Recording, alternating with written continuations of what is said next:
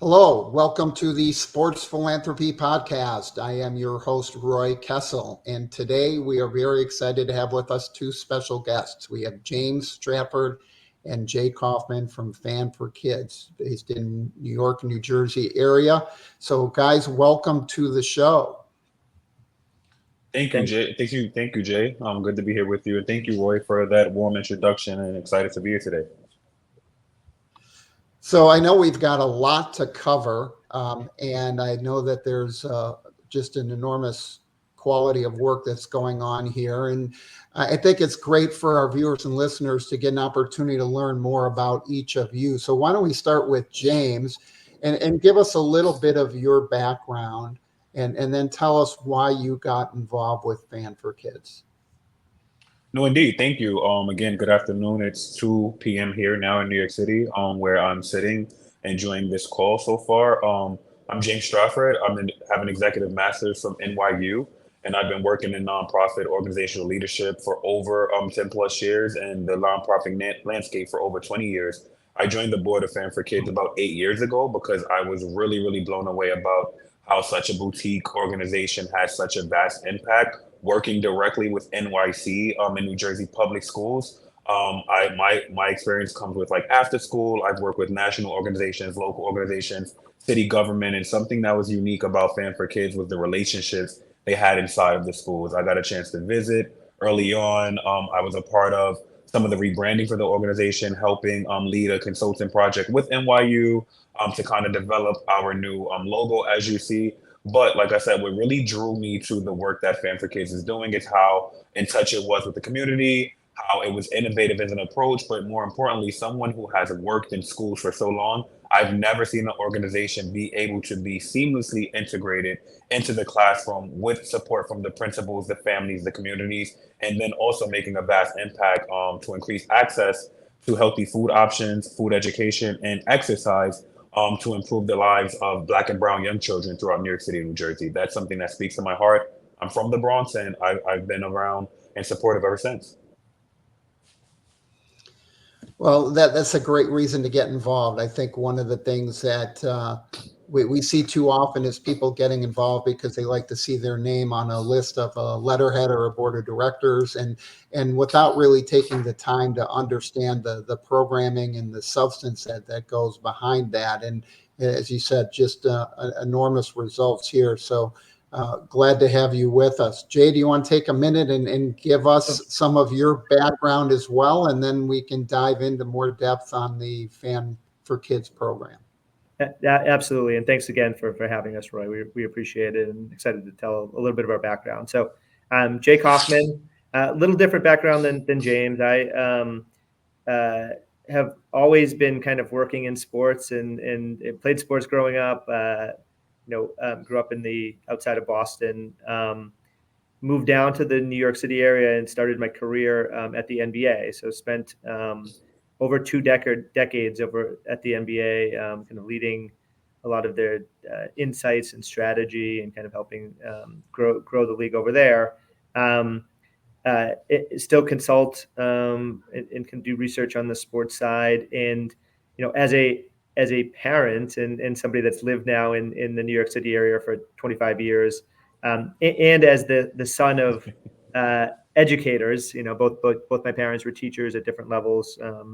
It was kind of one of the perfect storm of things that I'm interested in, and at a point in my life where want to make sure I'm kind of giving back and doing more for the community. And so the more I got to understand what Fan for Kids was doing and what it was about, and kind of potentially where my background. So having a kind of research and data background, I think there was an opportunity to provide some resource on that front to kind of help tell the story and kind of help put all the good work that's being done into terms that people understand, and kind of translate some of that work into data and so forth. And so the combination of all of that, and after getting to know the folks both on the board and kind of working across the organization, it was definitely something that I wanted to spend some time with, and it hasn't disappointed.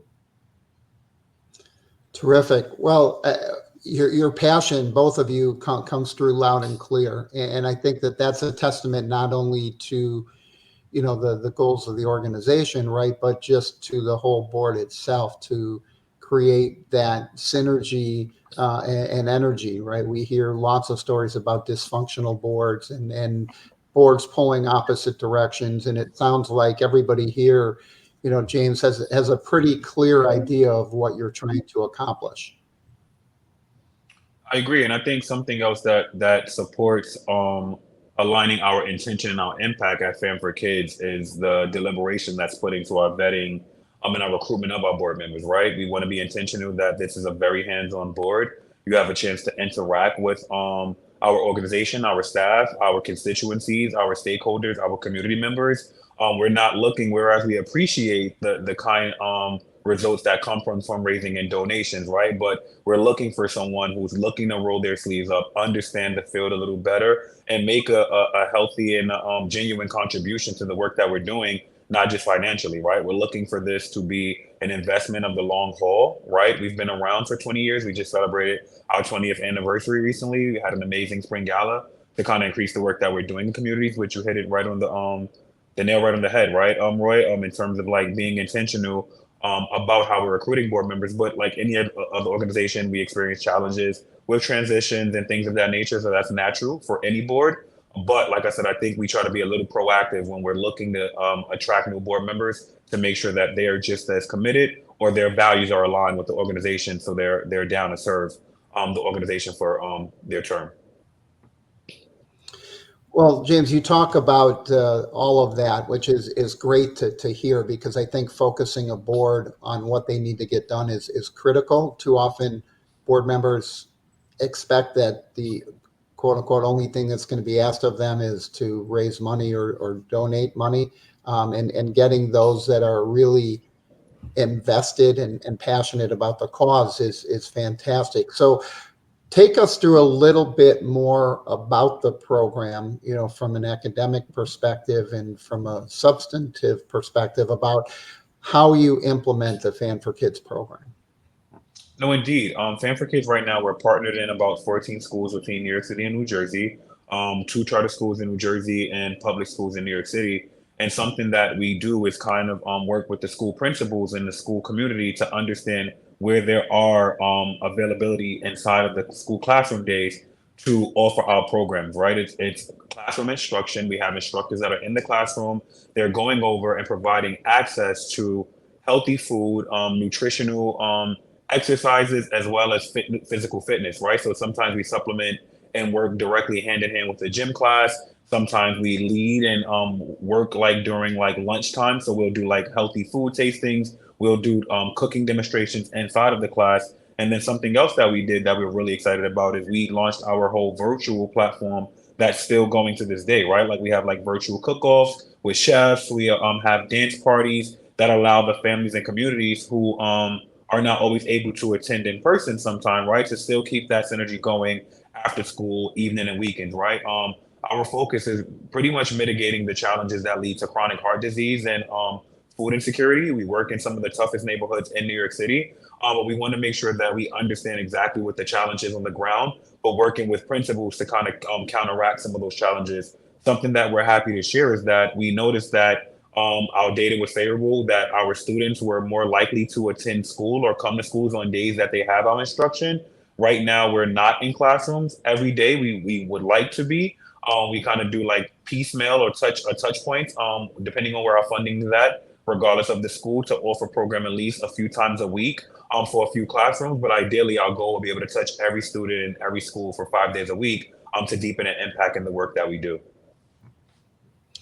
So help our audience understand, when you talked about the funding levels, obviously putting together a program with this much depth takes money, takes funding to implement it. What does it take to run a program in a school in order to be able to do it every day, as you said, to really maximize that impact?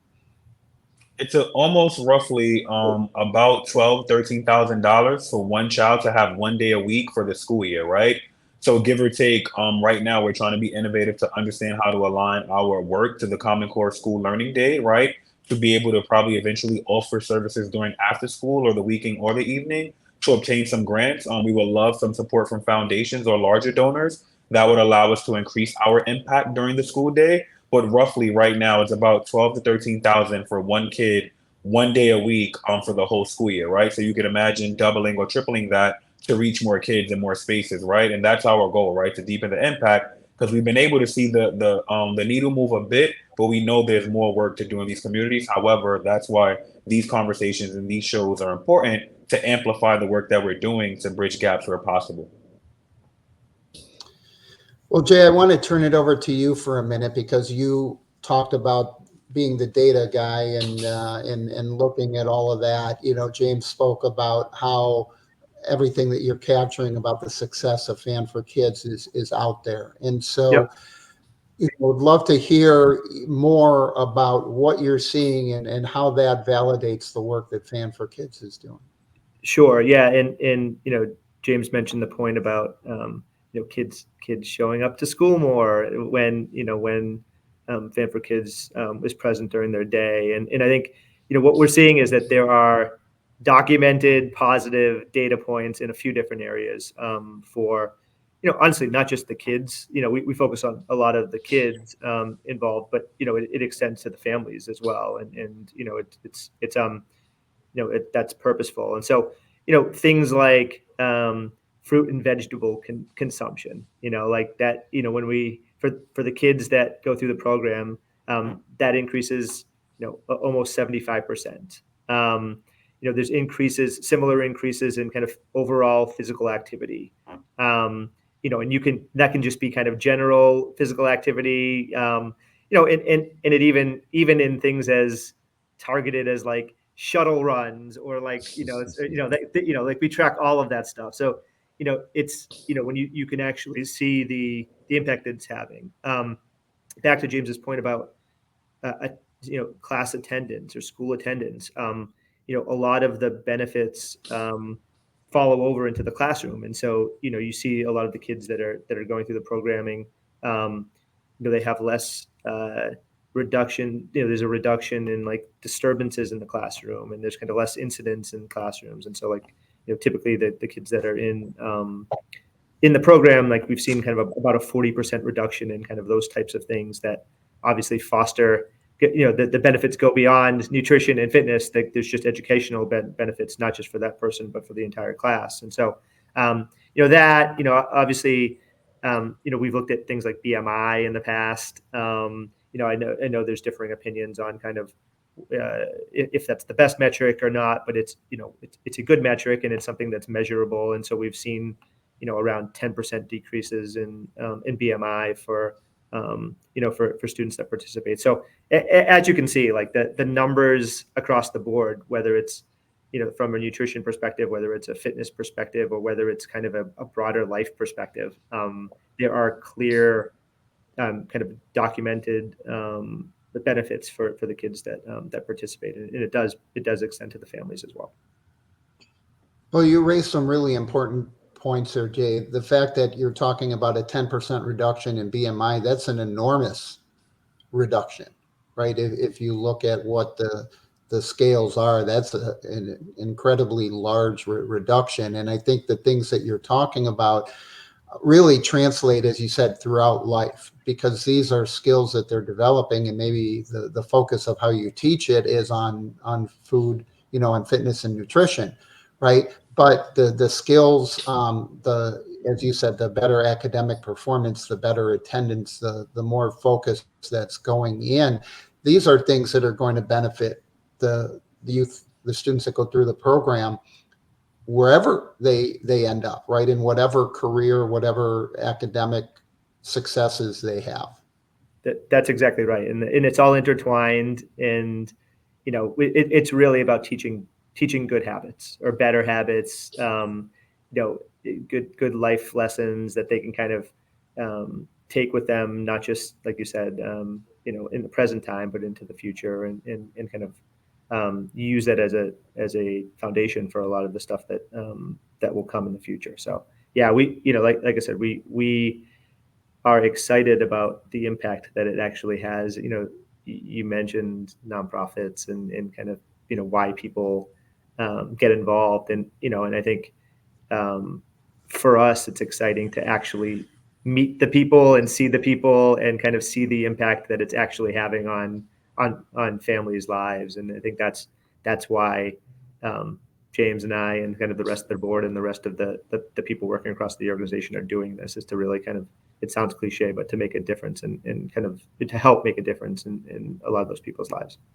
And really quick, just to jump in to add to that point, I think the idea that's really cool about the work that we do is, again, just to that point, right? Like the level of intentionality that's involved. It's hands-on, and also too, healthy kids make healthy students, right? That's the goal for us, right? To help them understand in a fun, integrative way about the importance of public health, right? There's billions of dollars tied up into adults' medical costs for chronic heart disease and diabetes and cardiovascular disease.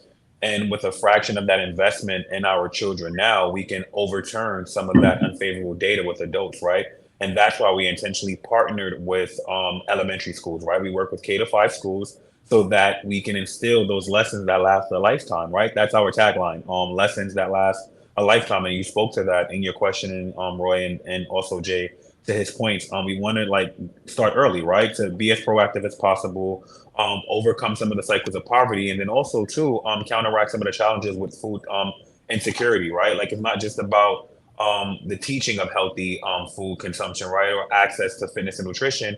These families and students need access to healthy foods, right? There are not many Whole Foods, or if any Whole Foods, in the Bronx at all, right, where most of our schools are located, right? So making sure that we're having these ongoing conversations and that we're elevating and amplifying the challenges to the people that have the power to kind of change those, right? And that's a part of the work that we do. But again, that's what we're about, teaching those lessons that last a lifetime. We have alums that come back and talk to us about their healthy habits as adults now, right? Or even as high school students, they talk about being active in sports, or their fruit consumption, or their plant-based consumption, right? These are things they learn through our programs as students and little children that, again, they carry throughout their entire life. And we can't be more ecstatic about that.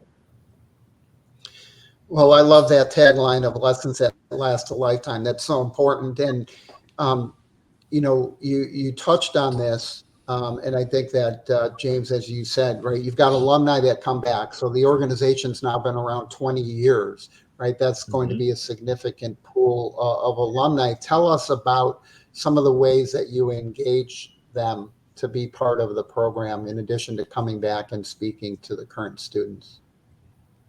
No, indeed. We have an amazing relationship with our city council members throughout the borough. We want them to understand, right, that an investment in our and program is important, not just for today or yesterday, but for tomorrow, right? So we have alumni being that advocate, but also proof of what's possible, right? We're able to point to a child that attended our program 10, 8, 12, 20 years ago. And if we're still able to show significant changes that they would have otherwise not have been able to make without the same access to our program and our program quality, that's a sure fit for continued support from our constituencies and stakeholders, right? Like, we allow them to come in. It's also true credible messaging, right? We want to talk to people that experienced our programs, that can have an honest overview about what their experiences was, but more importantly, feedback loops. We want to hear from students about what we could do differently moving forward, right? Or where there were gaps in our service offerings when they were little, or what they have done differently and what they would do differently, right? So we solicit that feedback. We keep in contact with their families, because also too, although we have alums or students that age out, they have siblings or family members or cousins that are familiar with the organization through their participation, right? So you kind of see like this generational wealth or culture that's being developed, because you have a student who now becomes an adult who may now have a child in our program. And we have a few instances where we have former students who are now parents of students who are also in our program. So this continuity is important to us. The connectivity is important to us, and ultimately the community is important to us. And that's why we do the work that we do. One of the points you raised there. Go ahead, Jay. No. I was just going to say that, like, obviously there's a, we'll incorporate those folks into content whenever we can, obviously with in conjunction with them. But like, it's also fun when we, James mentioned the summer event that we had, and like actually having folks that have been through the program, and oftentimes families that have gone through the program to like you mentioned, come in and celebrate with us and kind of help tell their own stories. Like, I think that's, seeing that firsthand is probably the best, marketing or the best, marketing is probably the wrong word, but it's the best focus we can have is actually having people who've lived through this and seen the benefits, like, tell their stories. And so, like, we try to give them that platform wherever we can. Well, I think it's really important because I think, James, you touched on it, right? It's not just about educating student A and student B, right? In a very real sense, you're transforming the community, you're transforming those families, because now you're sending individuals out into the community that are armed with this knowledge and understanding. And, whether directly or indirectly, they're going to help educate some of their peers, some of their family members, who then have an opportunity to develop and grow. So give people a little bit of a sense of the current scale in terms of how many students you're servicing in a given school year. No, indeed. And just to jump into your point, really quick before I answer that question, that's indeed a part of the work that we do. We partner with local grocers, right? We understand the communities that we in. We also provide incentives for those communities. We used to have something called like Fan for Kids Bucks, right? So where we would partner with local grocers and even put our logo next to the healthy foods in the store. And then if the kids or the participants came to enough of our program offering, they will get incentive bucks that they can spend in their local grocer. So kids felt like they were actively contributing to the household contributions by being able to do something great in school and get an incentive so now their parents can shop. And then we also have reports of parents telling us like kids are consuming soda or sugary drinks less, right? Or course correcting their parents to say, hey, mom, it's too much sodium in that, right? And we're talking about elementary students, right? Or saying, hey, mom, I need something green on my plate to go with like the vegetables and things of that nature, right? And something else that's really cool about us is that when we do our community offerings, we are now allowing the parents in our space, whether it's in person or virtually, to be a part of developing the food together, right? We do a superfluous amount of cooking demonstrations. Now parents feel like not only is something that's cool, fun, and friendly, it's something they had access to, and it's also changing their lives as well. And we do that for about 3,000 families annually through our portfolio size of the 14 schools that we're currently working in. Amazing. And again, enormous credit to something that's been around for 20 years. It takes a long time to develop and fine tune and improve the program. I'm sure it looks very different in 2024 than it did when it launched. But I want each of you to kind of take a look ahead and look into your crystal ball and tell me what you see here over the next 3 years. So when we sit down again in 2027, what are we going to see in Fan for Kids? You want me to go first, James? Yeah, go ahead, Jay. I'll yield to you, man. So I think what we're all excited about is, I think, and we've mentioned this a little bit, but I think the program has a lot of substance, which is not always the case. And I think because the program itself is strong and has clear benefits, I think our directive as a board and as an organization is to kind of amplify the message and make sure that people are aware of what the program is, and that whether you're an individual donor, whether you're a brand, whether you're an organization, whatever it is, that like you're aware of the good work that's happening. And I think because of that, I think there is a huge opportunity with that increased awareness to just dramatically increase the scope of the program. And whether that's I think it's certainly a starting point. And obviously the focal point right now is New York, is the New York City area. And I think, like, first and foremost, it would be expanding the number of schools. And I think once that awareness is out there and people understand what we're doing, I think the hope is that in 3 years from now that the number of schools are significant in terms of like where we're at, and it's not infrequent. It's kind of a regular presence in a lot of these schools. I don't know about 3 years, but I think, and we've talked about this a little bit, Roy, too, is, down the road, I think this isn't the benefits of this program are not unique to New York and New Jersey. And so I think who knows if there are other chapters or there's other cities where we could expand as well. And I think, like, depending on, as we're able to kind of grow and scale the organization, those are all things that are on the table. And I think things to be excited for 3 years from now, 5 years from now, 10 years from now. Indeed, and jumping Thank in, I, you. I wouldn't add too much more to what Jay had said because it was eloquently put. But yeah, to long to the short is amplifying our impact, right? Like securing our stake for the next 20 years and being able to increase the number of days we're involved with our current schools, right? I think that in terms of scaling, making sure we do that with fidelity and efficacy, efficiently over time, right? But right now, like I said, we're in schools for a few days a week. I would love to see us obtain the funding necessary to scale those programs so that we can deepen our impact and partnerships and relationships. So we have a model and a best practice to kind of shift to say, hey, we started with 1 day a week for these students in a certain number of classrooms, but now we're serving the entire school for the entire week and look at the impact to come for that, right? And we spoke about it earlier that we're not just focused on the mission attainment for the things that we're interested in, right? Like food, nutrition, or access to exercise and food, but more so of understanding what it means to work in a school and help with the academics, right? Understanding how to counteract some of the challenges with social emotional development and learning, right? Also, too, bridging relationships with the school community and our staff, right? Because we spend time, we have amazing relationships with our students, right? So in the next few years, I would love that if we're able to enhance our visibility, amplify the impact in the schools we're already working in, and maybe deepen the landscape in some other schools we haven't touched just yet.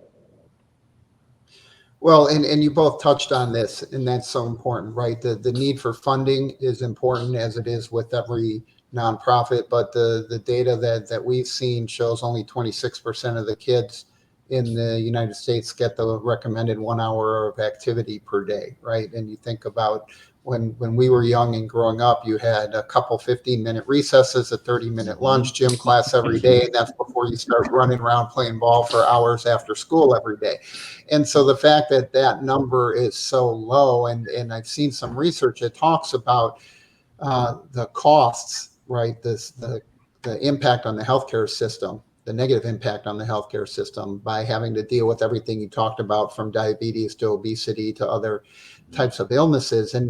But that always brings me to the point of people say, like, well, where do we get the money for this? How can we afford to fund this? And the question is really, how can you not afford to fund it? Because on the data I've seen, the downstream impact, if you could get that number, one community in particular that we looked at was at 13%, not even 26%. And that region looked at it and said, if you could raise it from 13% to 26%, the downstream impact and benefit for the communities would be over $1 billion in healthcare, in the lives of those children. So it seems like there's plenty of money. So how can our network help? What are good contacts for Fan4Kids in order to seek that additional funding?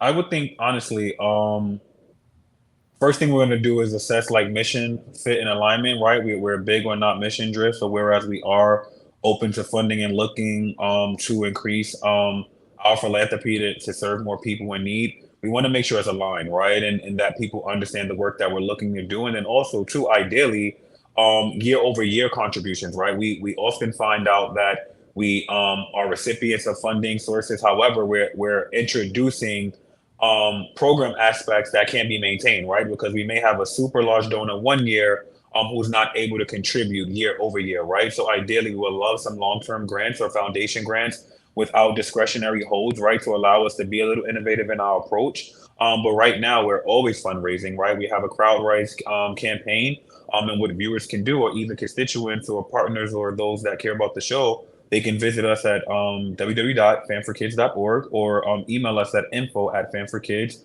The website's really, really cool. It'll give you additional information on the organization and also allow you to stay involved, sign up for our newsletter, as well as our upcoming fundraising events.